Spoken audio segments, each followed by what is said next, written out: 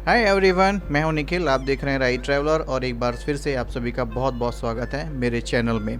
हम पहुंच गए थे हैदराबाद पहुंचने के बाद हमने पहले दिन हैदराबाद यूनिवर्सिटी विज़िट किया था, जिसका वीडियो मैं जल्दी से ही डालूंगा। हैदराबाद यूनिवर्सिटी घूमने में हमें बहुत टाइम लगा, जिसके बाद हमने डिसाइड किया कि हम एक स्कूटी रेंट ले लेंगे ताकि हमें ज़्यादा दिक्कतों का सामना ना करना पड़े। मैंने ये स्कूटी रेंट का वीडियो पहले ही डाल दिया है, अगर आपने नहीं देखा है तो आप ऊपर आइकन पे जा करके क्लिक करके देख सकते हैं कि आप कैसे बाइक को बुक कर सकते हैं, रेंट कर सकते हैं और कहाँ से बुक करना है ये भी मैंने आपको दिखा दिया है। एप्लीकेशन भी आप उसका डाउनलोड कर सकते हैं, सारी इन्फॉर्मेशन वहाँ पर है। आज का वीडियो चौमहला पैलेस के बारे में है और मैं उसके बारे में आपको पूरी जानकारी दूंगा, तो बने रहिए मेरे साथ।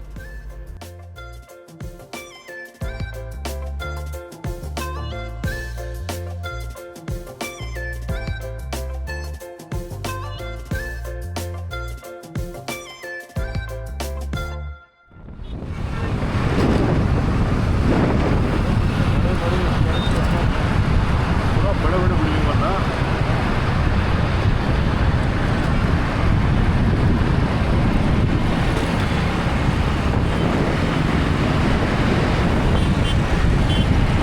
Really developing. एक चीज़ जिसने मुझे बहुत ज़्यादा परेशान किया वो ये थी कि भले ही हम एक महल घूमने जा रहे थे, लेकिन महल से कुछ ही किलोमीटर की दूरी पे एक जगह थी, दो ब्रिज टाइप के थे, उसमें किनारे किनारे लगभग हर 1 से 2 मीटर पे कचरा इकट्ठा था, गंदा पानी था और उसी कचरे के जस्ट ऊपर कुछ लोग सब्जियां बेच रहे थे और लोग खरीद भी रहे थे। मुझे ऐसा लगा जैसे हम भारतीय किसी भी चीज़ को बहुत जल्दी नॉर्मलाइज कर देते हैं और फिर वो हमें बिल्कुल भी परेशान नहीं करती है। ये बड़ा ही अजीब है। देखो, ये किसी लोकेलिटी की जगह है, इतना कचरा इधर इधर इधर इधर हम लोग पहुंचने वाले हैं, इसका मतलब कितना दिखा रहा है अभी? 1.8 किलोमीटर। 1.8 तो काफ़ी है अभी।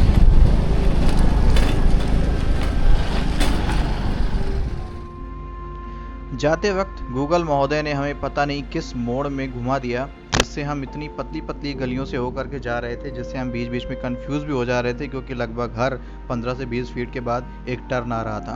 खैर, आते टाइम ऐसा कुछ नहीं हुआ, आते टाइम गूगल जी ने हमें सही रास्ता दिखाया और हम मेन रोड से ही आए, लेकिन जाते वक्त हमारा बहुत सारा समय जाया हो गया इन्हीं गलियों में घूमने की वजह से।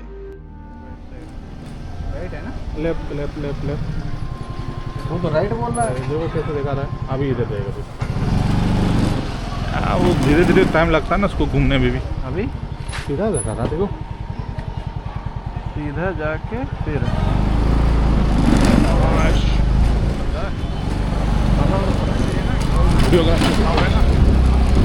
बाहर लिखा नहीं है, अंदर नहीं अलाउड होगा तो नहीं बनाएंगे।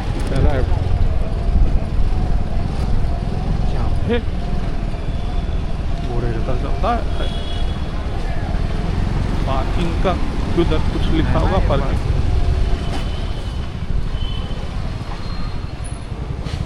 Mobile photography mobile photography 50।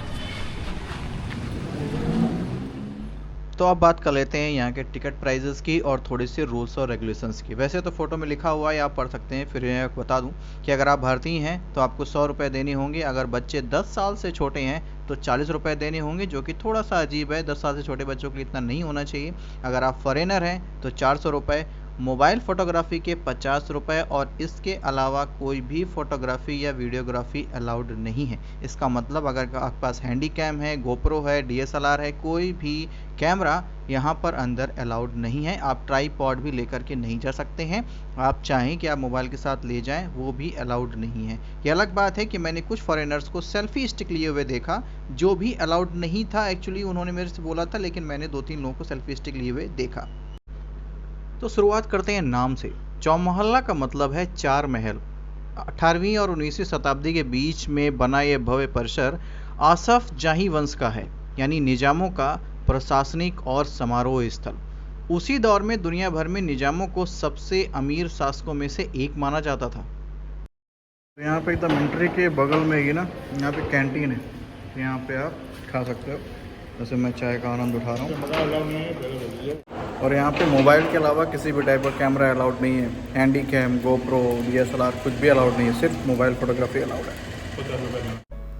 तो आइए, आपका स्वागत है हैदराबाद की शान और इतिहास के सबसे खूबसूरत इमारतों में से एक चौमहला पैलेस में। कभी निजामों की आधिकारिक गद्दी रही ये जगह, आज भी उसकी शान शौकत की अद्भुत यादें समेटे हुए।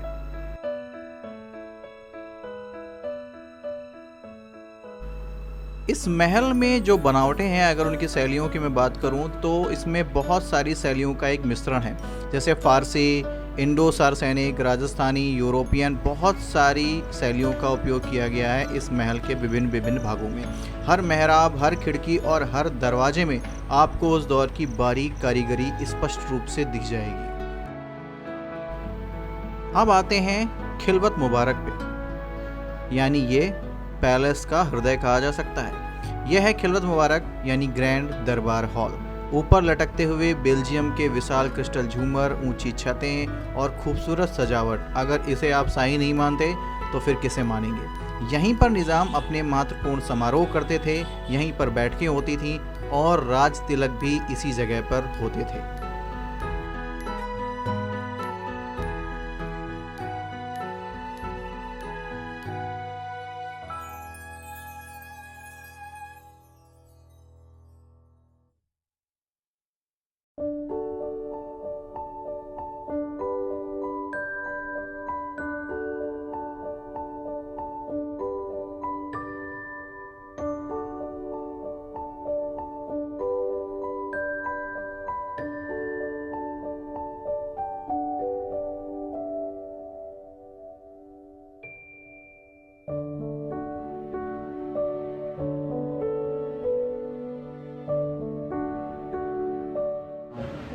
मुझे छत बहुत स्पेशल लगती है, कैसे बनाते होंगे भगवान।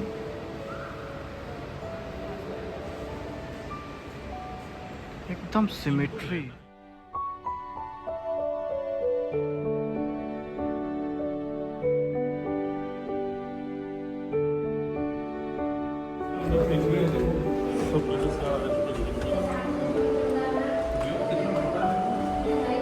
Hall of heritage art. अगर बात की जाए पैलेस के म्यूज़ियम की, तो आपको म्यूज़ियम में घूमने के बाद एक बात तो पता चल जाएगी कि निज़ामों को खूबसूरत कपड़ों, खूबसूरत गाड़ियों, हथियारों और क्रॉकरी का बहुत ही ज़्यादा शौक़ था। आपको यहाँ पर अलग अलग देशों से आई हुई सेरेमिक क्रॉकरी देखने को मिल जाएगी।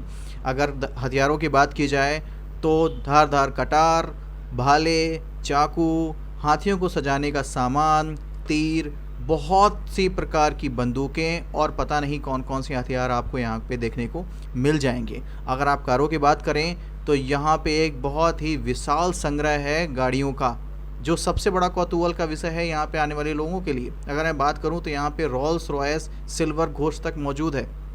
शाही कपड़े आप देखेंगे तो आपको लगेगा कि अगर ये उस ज़माने के हिसाब से देखे जाएँ तो ये लाखों के होंगे। पांडुलिपियों की बात की जाए, चाहे संगमरमर की नक्काशी की, यहाँ के म्यूज़ियम की बात कुछ खास ही है।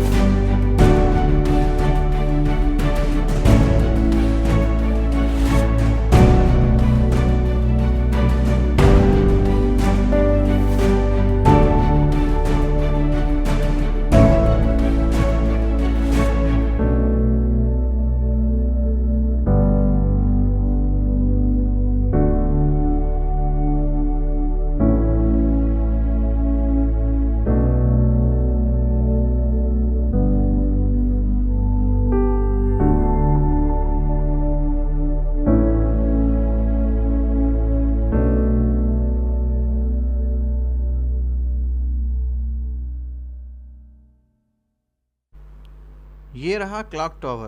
क्लॉक टावर बहुत ही खास है क्योंकि खिलवत क्लॉक पिछले 250 साल से लगातार चल रही है। 250 मतलब 250 सालों से लगातार। तो पूरा महल घूमने के बाद आप ये महसूस करोगे कि इस महल को मुख्यतः 2 पार्ट में डिवाइड किया गया है। एक है नॉर्दर्न कोर्टयार्ड और दूसरा है साउदर्न कोर्टयार्ड। देखा जाए तो साउदर्न कोर्टयार्ड पुराना भाग है जहाँ पे आपने यहाँ के 4 मुख्य महलों को देखा है। अफजल महल, मेहताब महल, तहनीत महल और आफ्ताब महल। जो साउदर्न कोर्टयार्ड है इसमें आपके जो बगी खाना है और ये चारों महल हैं और जो आपका गाड़ियों का कलेक्शन है वो अवेलेबल है। नॉर्दर्न कोर्टयार्ड जो आपके एंट्री गेट के अंदर जाते ही आपको दिखता है, जिसमें एक सुंदर सा फाउंटेन है, आपका खिलवत मुबारक है और इसके अलावा इमाम बाड़ा है। यहाँ पर जो हमारा नॉर्दर्न कोर्टयार्ड है इसमें बहुत सारे रूम्स हैं। लेफ्ट साइड और राइट साइड में एक लॉन्ग कोर्टयार्ड भी है, एक लंबा सा कॉरिडोर है। ऐसा माना जाता है कि उस टाइम पे यहाँ पर जो गेस्ट होते थे उनको रुकाया जाता था। अगर मुझसे कोई ये पूछे कि इस जगह को घूमना क्यों चाहिए, तो मैं आपको कहूँगा कि अगर आपको इतिहास में, वास्तुकला में, फोटोग्राफी में या फिर ऐतिहासिक जगहों को घूमना पसंद है तो चौमोहल्ला पैलेस जरूर आएँ। ये जगह खूबसूरत है, बेहद शांत भी है और आपको निजामों की शानो शौकत का असली एहसास कराती है। आपको जगह इसलिए भी घूमना चाहिए क्योंकि अगर आप अपनी हिस्ट्री को जानना चाहते हैं तो आपको ऐसी जगहों को देखना पड़ेगा। तो यह था हैदराबाद का शाही चौमहल्ला पैलेस, एक ऐसी विरासत जो आज भी उतनी ही शानदार है जितनी कभी पहले हुआ करती थी। अगर आपको ये टूर पसंद आया हो तो और भी ऐतिहासिक कहानियों के लिए मेरे साथ जुड़े रहें। मिलते हैं अगली वीडियो में, तब तक के लिए बाय बाय, टेक केयर, आपका दिन बहुत। तो हम लोगों का ट्रिप हो चुका है ख़त्म। एग्जैक्टली 5 बजे हम बाहर आए और 5 बजे तक ही अलाउड है। अभी हम जा रहे हैं पार्किंग में। यहाँ पे पार्किंग है 4 व्हीलर की, 4 व्हीलर की ये है, 2 व्हीलर की ये है। हाँ देवशीषा आ गया। अंदर कोई भी कैमरा अलाउड नहीं है मोबाइल के अलावा, तो इस बात का ध्यान रखिएगा। और अभी हम लोग थक गए हैं, जा रहे हैं। तुम्हारा मोबाइल दूँ या ये रखो? तुम्हारा मोबाइल बैग में डाल दो।